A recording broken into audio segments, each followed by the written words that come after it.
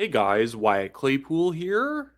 The problem for Prime Minister Mark Carney is the aspects of being a politician that he is worst at are the ones that the Prime Minister is going to have to draw from most often.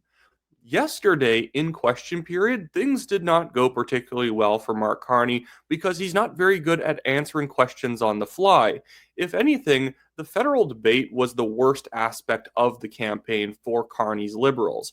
Carney was not very good on stage compared to Pierre Poilievre's or Yves Francois Blanchet, and that was a low point for his support. That's probably when a lot of the Liberal support started bleeding off and why they weren't able to achieve a majority government. And now in question period, it seems like he hasn't really learned any lessons from that debate and just continues assuming that he can sort of fumble his way through questions and that will be good enough. I was told that after this exchange with Andrew Scheer, Mark Carney had to get up and leave the House of Commons because, again, he just was not very good on his feet and he knows he needs practice. Honorable Leader of the Opposition.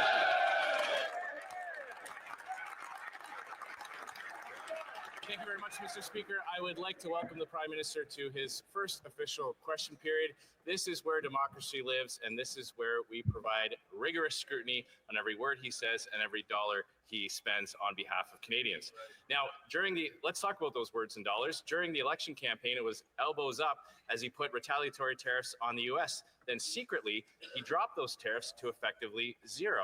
But he didn't stop there. He told Canadians that the government would collect $20 billion in revenue from those tariffs and use it to cost his platform.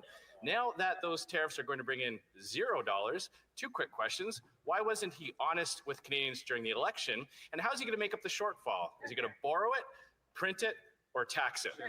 Now, I gotta say, before we get to Mark Carney's answer, the biggest tragedy in Canadian politics in 2019 was that Andrew Scheer had the worst advisors on planet Earth.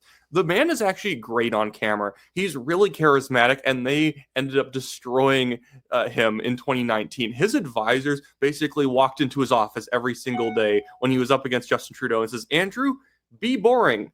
Don't be likable. Be nervous and scared. It's like, I like Andrew Scheer unscripted. He's so good at this. Some of the best ads from the 2025 federal election were Andrew Scheer filming fun ads, telling people don't go back to your old ex. They're terrible, implying it's like the Liberal Party right now.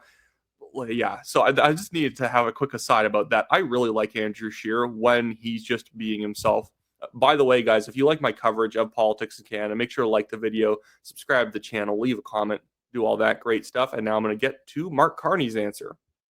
Just said, Mr. Speaker, our tariffs have maximum impact on the United States, minimum impact on Canada, and we are dedicating all the revenues from those tariffs to supporting the workers and businesses affected by the unjustified American actions. Here. Now, that was very obviously a non-answer, but it wasn't even a good non-answer from Mark Carney, and that was so short. You got to run out the clock if you're trying to lie as the government. That actually is what I witness here in British Columbia when I watch question period in the Victoria legislature. The NDP, David Eby, they're very good at taking a non-answer and stretching it out for 2 minutes. Just make it boring, make it not clippable.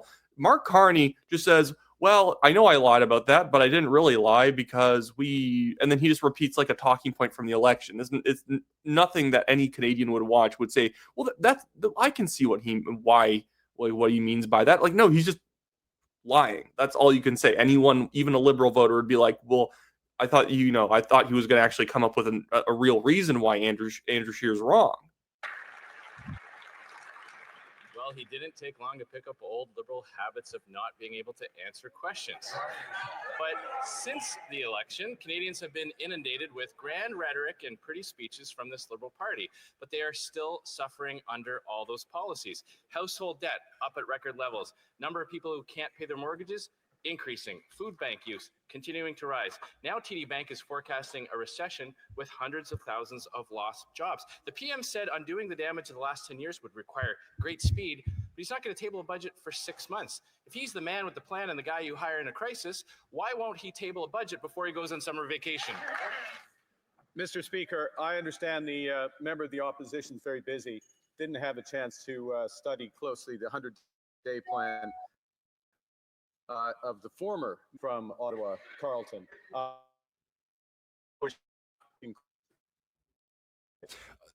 I think that's just kind of like a non-issue. Like the conservatives didn't have a budget. Like, well, they weren't presenting themselves as the crisis managers of the country like he was. Include a budget. Our plan includes legislating. Our plan includes legislating for one Canadian economy and nation-building projects immediately to grow this economy, and we expect the support from all in this House. They must be really afraid to come clean with Canadians if they're going to punt it off into the fall. But, Mr. Speaker, with the throne speech yesterday, Liberals have effectively admitted that it was their policies that caused the suffering for Canadians. Their reckless borrowing and massive deficits caused the inflation. The carbon tax drove up prices and drove away investment. And their anti-development bills chased jobs out of Canada. Now, the Prime Minister is claiming that somehow the Liberals have changed. Well, he has a chance to prove it to Canadians. If he's serious, will he tell Canadians that pipelines are part of his values by repealing Bill C-69, the No More Pipelines bill? Canada's new government is acting immediately to grow this economy. I just made my maiden speech in this House. Canada's new government, Mr. Speaker, is acting immediately to grow this economy. One Canadian economy out of 13, nation-building projects, one project office, working with the provinces to cooperate. We expect the support for the members opposite. And this is the problem. It doesn't matter. Oh, we have a plan and we're going to start building nation-building projects. Does that include pipelines? If it doesn't include pipelines, the economy is not going to get fixed. You need it to include pipelines. You need it to include mines. You need it to include more energy projects that aren't subsidized green energy projects. Or you're just basically trying to create a bunch of fake jobs the way Trudeau did. And shock, I can't believe Mark Carney's doing the same things as Trudeau after being his economic advisor for 5 years straight.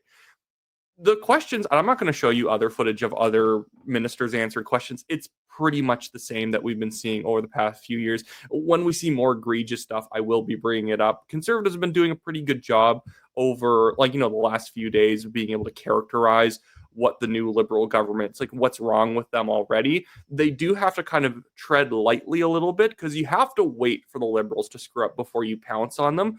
Right now, basically saying, where's the plan? What are you guys actually going to do in the next several months? That is a good line of attack because it doesn't seem like the Liberals know what they're going to do. And that was kind of what they ran on, the idea that they know what's going on. So leave it to them.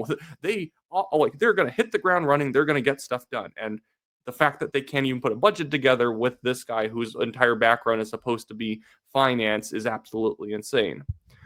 But yeah, right after that clip, apparently Mark Carney then leaves the House chamber because he didn't want to have to answer any more questions. And the Prime Minister can just choose not to answer questions while he's there. But obviously it looks bad when people are directing questions to the Prime Minister and he's then passing it off to other people. So he just exited the House. So then he had a perfect excuse to not actually answer because he was busy. He had to get on a meeting, even though this is the first question period, and this should be the one that you stick it out in and prove that you're a gladiator, and I'll stand up to those dishonest questions from the Conservatives. The problem is they're not dishonest questions. They're perfectly legitimate questions. Even previously, they weren't even going to give us a budget in the year 2025. They only reversed course and said it's going to be in the fall because of all the blowback in the media that really, you guys, the men and women with the plan, aren't going to give us the plan until 2026. I don't even think they're going to have anything by the fall. It's probably going to be some sort of mini budget that's just going to get them, another few months down the road. It's a dishonest way of doing public finance because it's not giving us a solid roadmap for what you guys are going to do. They're just going to keep giving themselves billions of dollars to the different departments through orders in council, which is far more difficult for people to track your spending with because they have to compile all of your OICs in order to see where you're spending money. But whatever.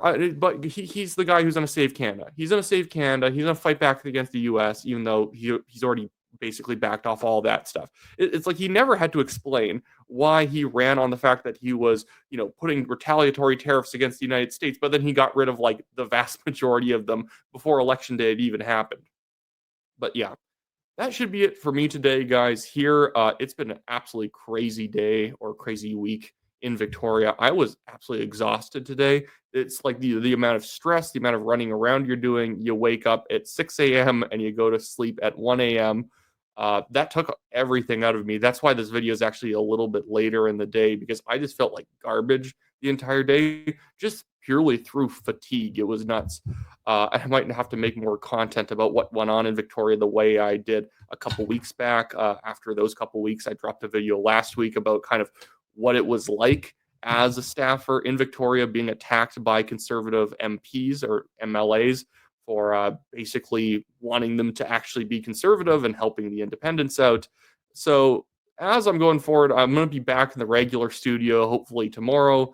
That'll be nice, because the problem with shooting in these hotel rooms is that the internet is oddly flaky. If you've seen any of my videos over the past week where the screen goes fuzzy for a bit, or there's some cuts here and there, it's because the internet was so bad I was having to hit pause and restart everything, and it just makes it so much more frustrating to shoot a video knowing that halfway through a take you might have to restart the whole thing because the internet just cuts out because you happen to be in the part of the hotel where the Wi-Fi router doesn't reach that well. So thanks for supporting the channel, guys. I will be back tomorrow with more stuff. Please like the video, subscribe to the channel if you're not yet a subscriber, leave a comment, and I will see you guys next time.